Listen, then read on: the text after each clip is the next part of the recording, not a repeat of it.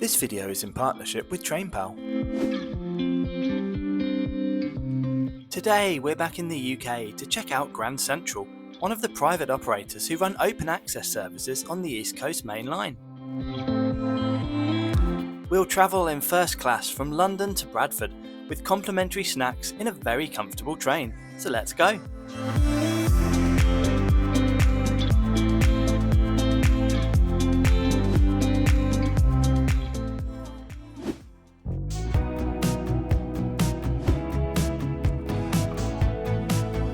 Hello and welcome back to London.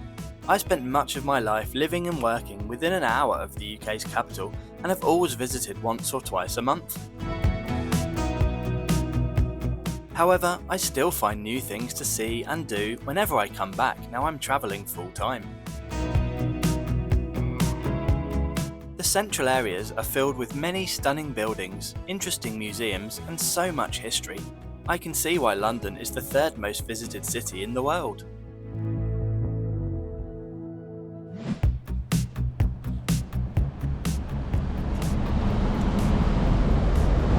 Today's journey starts at London King's Cross, gateway to Britain's East Coast and Scotland.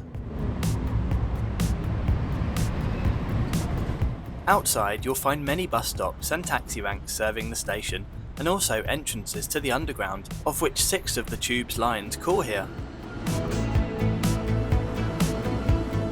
There is currently an artisan Christmas market set up in the square outside the main entrance. King's Cross Station opened in 1852 to serve the newly built Great Northern Railway between London and York. Extensive renovations have taken place in recent years, with the showpiece being this amazing semicircular white steel waterfall roof which lights up in various colours. A wide variety of shops and food outlets can be found off to the left side here, including up on the mezzanine overlooking the whole concourse. Also, don't miss the Harry Potter shop and famous platform 9 3/4 photo opportunity.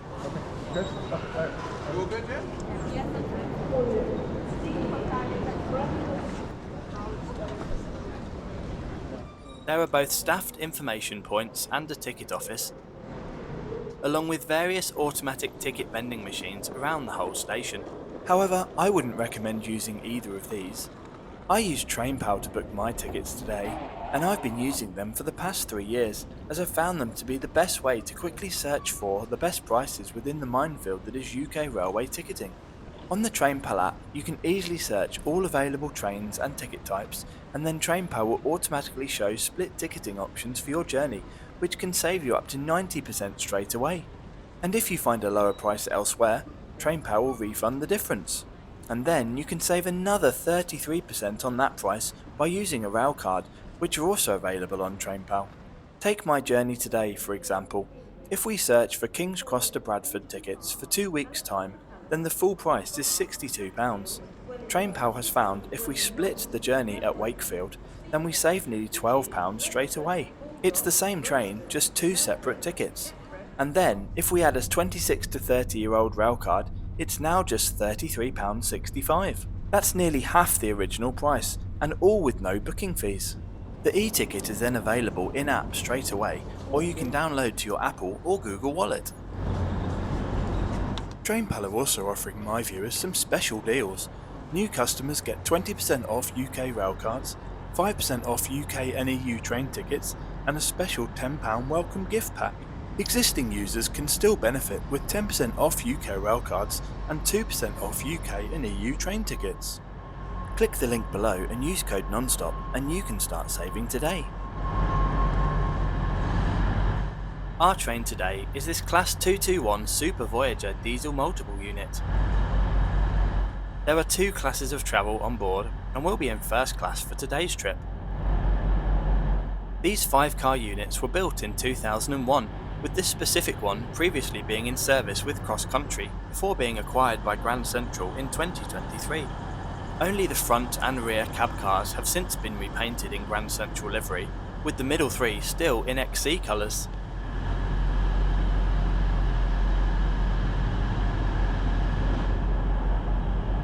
They have a maximum speed of 200 km per hour.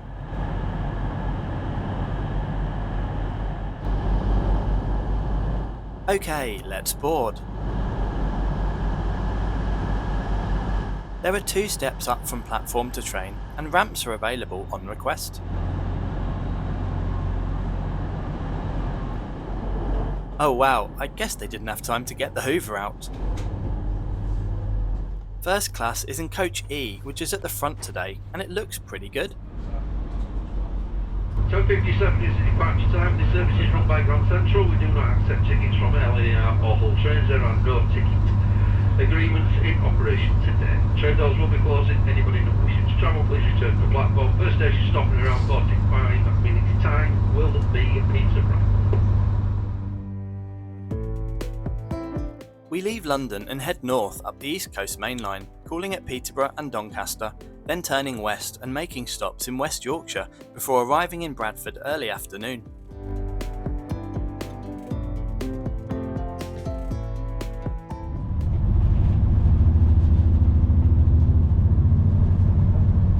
We depart on time at 10:57 am. The full route is 360 kilometres and is scheduled to take 3 hours and 6 minutes of travel time, arriving at 2:03 pm.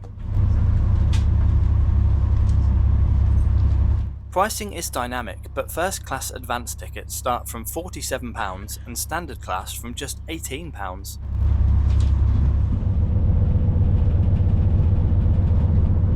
I paid £65, booked 4 weeks before travel, which is still pretty good value for money.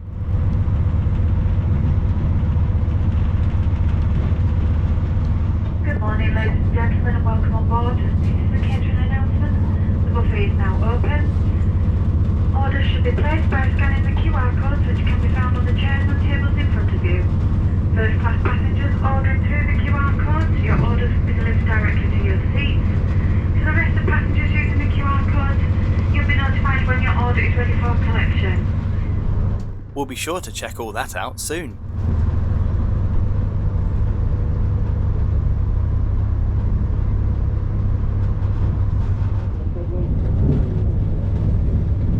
As we are speeding through the North London suburbs, tickets are checked, and we pass by the Great Northern Hornsey and LNER Bounds Green depots and sidings.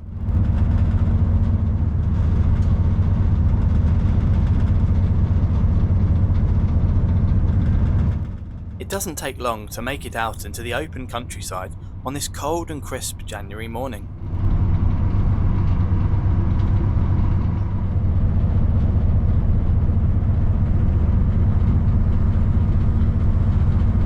Okay, let's settle into our seats and check out the first class service on board Grand Central.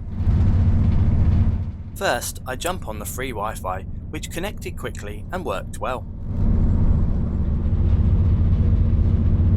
I did as the lady instructed, and literally 2 minutes later my complimentary goodies were delivered to my seat. Now, unlike LNER, Grand Central don't offer full meals in first class, rather just a small selection of tea, coffee, water, and a few different cakes and snacks. I went for a coffee and a Bakewell tart. They were both very nice.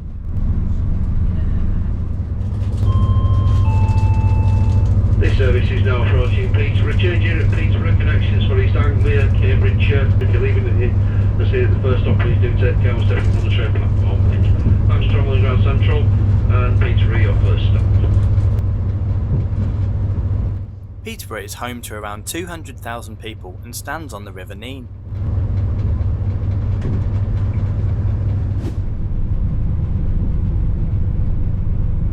Okay, let's check out the seats here in first class, which are in a 2+1 layout. They are well shaped and have a reasonable amount of padding, along with winged head and armrests. They recline by pulling this lever and then shuffling forward. Each seat has access to one UK 3-pin power socket. Legroom is good, even with someone sat opposite you. The large table is very sturdy and perfect for working. Coat hooks can be found up above, along with full-length sunblinds on the windows. There are also personal reading lights.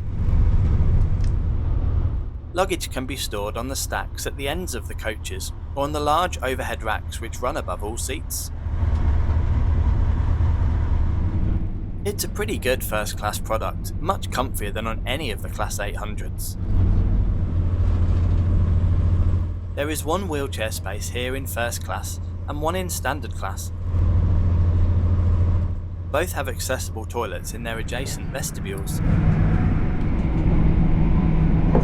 Apart from the floor being a bit dirty, this was generally in a good condition and fairly clean. Toilet door locked. The water and soap both worked, but the hand dryer did not.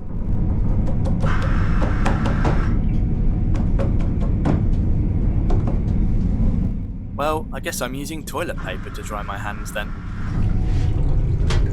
There was also a baby changing table and the toilet flushed okay.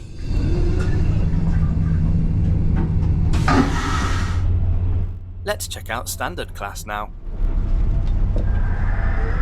This is in a 2+2 configuration with a mix of bay and airline style seating.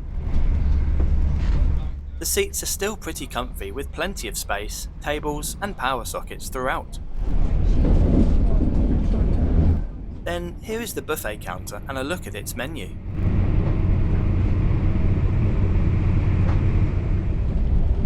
There is a good selection of hot and cold drinks including alcohol, hot and cold sandwiches and snacks.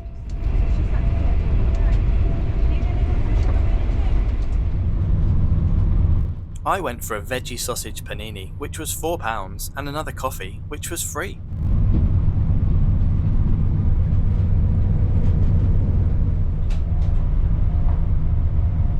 Next up, after passing through Newark Northgate Station, be sure to keep an eye out for something unique on British Railways.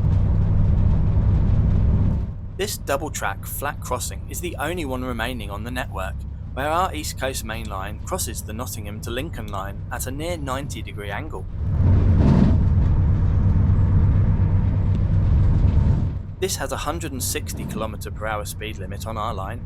Shortly after, we cross over the River Trent, the main reason this junction has not been grade separated, yet. If you're leaving us here at Doncaster, please do take care. We're stepping from the train onto the platform edge. Next, we call at Doncaster. This is the biggest railway town in the UK, along with Crewe on the West Coast Mainline, with both being in strategic locations as major junction stations, and also both having historically large rolling stock production and maintenance facilities in the town. Doncaster is also one of only 8 stations in the UK to have a Platform Zero. King's Cross is ironically one of the others. Shortly after, we diverge left, heading from South Yorkshire into West Yorkshire. The electrification has now also finished, not that we were using it anyway. It is an environmental shame that we run under wires for 250 kilometres today. That's 70% of this 360 kilometre journey. Bi-mode trains are becoming much more common in the UK these days to eliminate this problem. If you want ad-free early access to every video, great perks and to help me do bigger and better reviews, then become a channel member from just £1.99 per month. Just click the link above now, or the join button in every video. Thank you! There is also now some snow on the ground as we arrive in Wakefield, calling at Kirkgate Station.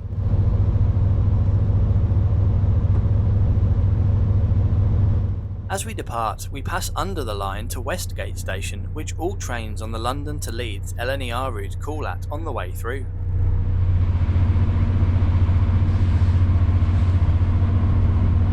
This section of the route is the most scenic, with some stunning wintry train window views being seen as we are travelling past the towns, through the valleys, and over the canals of West Yorkshire.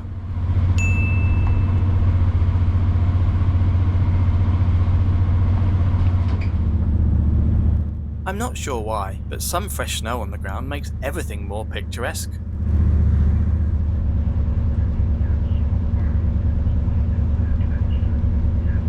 Our next stop is Halifax, in the eastern foothills of the Pennine Hills in the Calder Valley.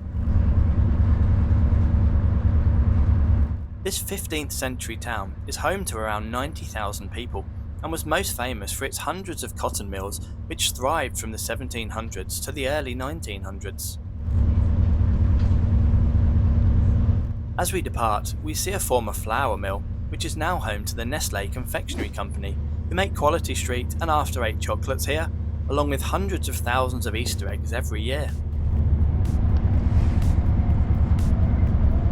Anyway, we're now approaching the end of today's route, so let me summarise this trip from London to Bradford with Grand Central in first class on their Class 221 Super Voyager DMU.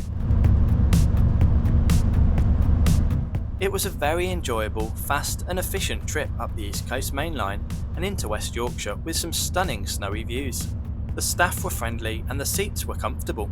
The few complimentary goodies were nice to have, however I do feel that for the uplift in price, some more should be included, like a sandwich and drinks other than tea, coffee and water in order to give good value. When it's as quiet as it was today, I'd definitely choose standard class over first class, as it was a third of the price when I booked. We finally arrive at Bradford Interchange 1 minute late at 2:04 PM. Have you been on any open access private operator service trains in the UK before? If so, which ones and on which routes? How did you find them? Let me know in the comments below. I'm always open to new video ideas, so if you have something you'd like to see on the channel, then drop me a DM on Instagram, Blue Sky or Twitter. Don't forget to subscribe. Thanks for watching to the end, and I'll see you in the next video.